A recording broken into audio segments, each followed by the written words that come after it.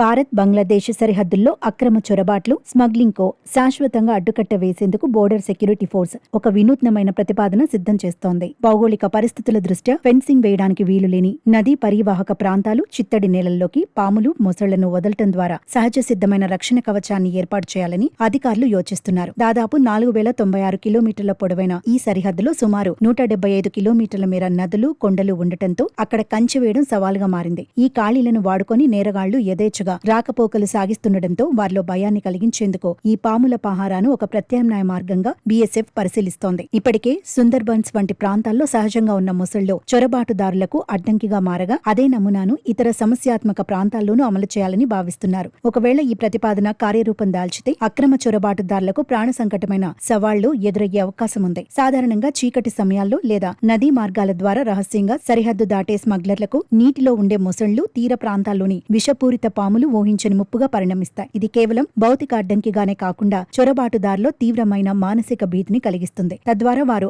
అక్రమ మార్గాల్లో రావడానికి భయపడతారు. సాంకేతిక పరిజ్ఞానంతో కూడిన సెన్సార్లు, డ్రోన్లు ఉన్నప్పటికీ సహజ సిద్ధమైన ఈ వేటగాళ్ల ఉనికి నిరంతర నిఘా వలె పనిచేస్తుంది.